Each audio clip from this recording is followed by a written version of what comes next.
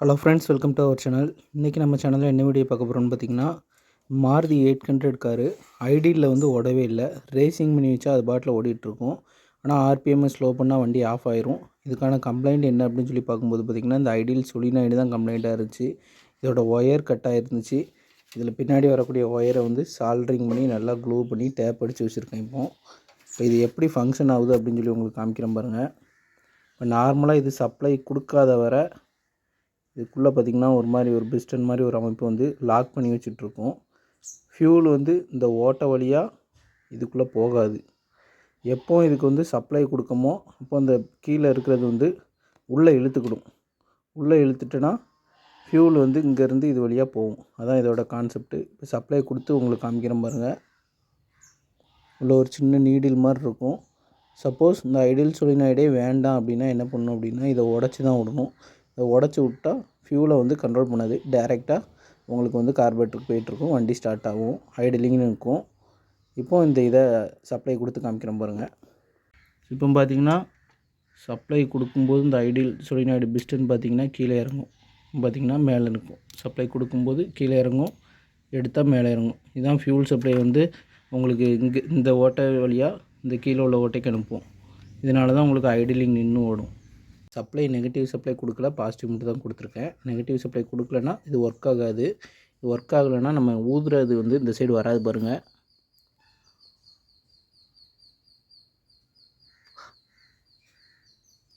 இப்போ ஊதுத எந்த ரியாக்ஷனுமே இல்லை. இதை இது நெகட்டிவ் சப்ளை கொடுக்க பாருங்கள். டொக்குன்னு ஒரு சவுண்டு கேட்கும். இப்போ ஊதுறேன் பாருங்கள்.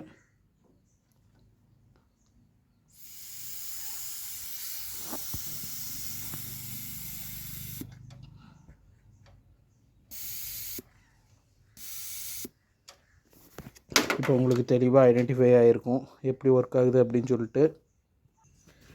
உங்களுக்கு இந்த சொலினாய்டு கம்ப்ளைண்ட் அப்படின்னாலே உங்களுக்கு வந்து கார்பரேட்டரில் வந்து ஒரு சின்ன ஜெட்டு இருக்கும், ஒரு பெரிய ஜெட் இருக்கும். அந்த பெரிய ஜெட்டு அந்த மேலே அந்த இதுலேருந்து பட்டர்ஃப்ளைக்கு நேராக இருக்குது பாருங்கள். அந்த ஜெட்டு வந்து நம்ம ரேஸ் பண்ணும்போது மட்டும்தான் ஃபியூலை விடும். இந்த சின்ன ஜெட்டு தான் வந்து ஐடிலிங்கில் ஃபியூல் விடும், ரேஸ் பண்ணும்போதும் ஃபியூல் விடும். அப்போ தான் உங்களுக்கு கரெக்டான பிக்கப்லாம் கிடைக்கும். இந்த ஐடியல் சொலினாய்டு லொக்கேஷன் எங்கே இருக்கும் அப்படின்னு சொல்லி பார்த்திங்கன்னா இந்த இடத்துல தான் இருக்கும். இது வந்து நம்ம பெட்ரோல் மோட்டில் போட்டு கையை வச்சு பார்த்தாலே தெரிஞ்சிடும். டொக்குன்னு சவுண்டு கேட்கணும். அப்படி சவுண்டு கேட்கல இது கம்ப்ளைண்ட் அப்படின்னு அர்த்தம். அதே மாதிரி இதான் ஐடிலிங் ஜெட்டு. இந்த ஜெட்டை வந்து ஒரு ஸ்க்ரூவை வச்சு கலத்தி எடுத்து செக் பண்ணிக்கலாம் எப்படி இருக்குது அப்படின்னு சொல்லிட்டு. அதை எப்படி செக் பண்ணுறது அப்படின்னு சொல்லி நான் கார்பரேட்டர் க்ளீன் பண்ணுற வீடியோவில் போட்டிருப்பேன். அதே மாதிரி இதுக்கு சப்ளை வந்து கொடுக்கல, ஒயர் எதுவும் கட் ஆகிருந்துச்சு அப்படின்னா சாவி ஆன் பண்ணோன்னே பெட்ரோல் மோட்டரில் இருந்துச்சுன்னா இதுக்கு பாசிட்டிவ் சப்ளை போகணும். அதான் இதோட line connection. Negative line ground பண்ணி விட்டாலும் ஓகே தான், இல்லைனா தனியாக ஒரு லைன் கொடுத்தாலும் ஓகே தான். இப்போ டைரெக்டாகவே உங்களுக்கு காமிக்கிறேன். இதை ஆன் பண்ணிவிட்டு ஒயரிங் கனெக்ஷன் கொடுக்காம ஐடிலிங் நிற்குதா இல்லையான்னு சொல்லி பாருங்கள். அதே மாதிரி இதை கொடுத்ததுக்கப்புறம் ஐடிலிங் எப்படி இருக்குன்னு பாருங்கள்.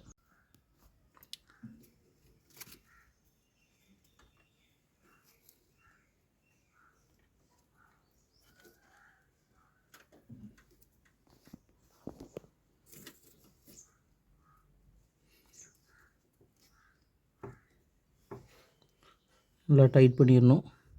இதில் ஒரு சின்ன ஸ்க்ரூ வரும், அது இருந்தால் போடணும். அப்படி இல்லைனா டேக் அடித்து விட்றணும். இல்லைனா ரிட்டன் வரக்கூடாது, ஷேக் இருக்கக்கூடாது. இந்த மாதிரி மாருதி 800 மெயின்டெனன்ஸ் வீடியோ நம்ம சேனலில் நிறைய போட்டிருப்போம். வீடியோவை பாருங்கள், லைக் பண்ணுங்கள், ஷேர் பண்ணுங்கள், சப்ஸ்கிரைப் பண்ணுங்கள். உங்கள் வண்டியில் கம்ப்ளைண்ட் இருந்தால் ட்ரை பண்ணி பாருங்கள். ஃப்ரெண்ட்ஸ், இப்போ பார்த்தீங்கன்னா ஐடியல் சொலினாய்டுக்கு பாசிட்டிவ் கொடுத்துட்டேன், நெகட்டிவ் லைன் கொடுத்துட்டேன். இப்போ வண்டியை ஸ்டார்ட் பண்ணி ஐடியல் நிற்குதான்னு சொல்லி பார்க்கலாம்.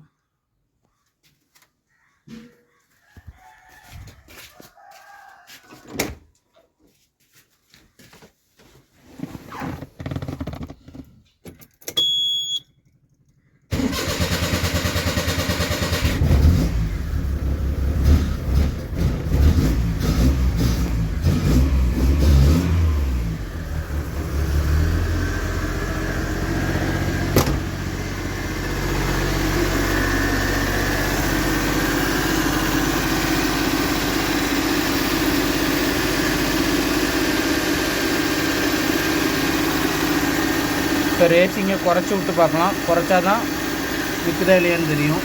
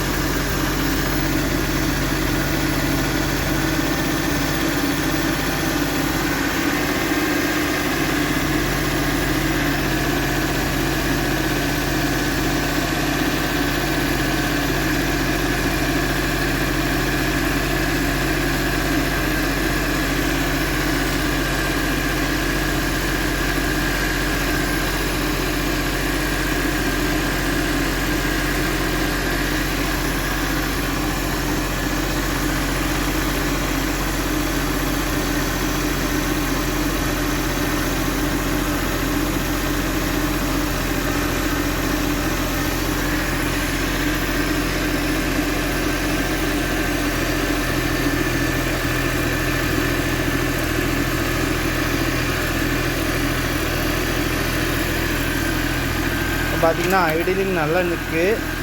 இப்போது நான் நெகட்டிவ் சப்ளையை எடுத்து விடுதேன் பாருங்கள். எடுத்து எப்படி ஆஃப் ஆகுதுன்னு பாருங்கள். இப்போவே உங்களுக்கு தெரிஞ்சிருக்கும் இந்த ஐடியல் ஃபங்க்ஷன் வந்து எப்படி ஒர்க் ஆகுது அப்படின்னு. இப்போ நம்ம ஸ்டார்ட் பண்ணாலும் உங்களுக்கு ஐடிலிங் நிற்காது. மெயினாக ஐடியல் solenoid கம்ப்ளைண்ட் இருந்துச்சுன்னா ஐடிலிங் நிற்காது. இந்த மாதிரி தொடர்ந்து மெக்கானிக்கல் ரிலேட்டடான வீடியோ டிப்ஸ் நம்ம சேனலில் வரும். நம்ம சேனலை சப்ஸ்கிரைப் பண்ணி பாருங்கள். Thank you friends.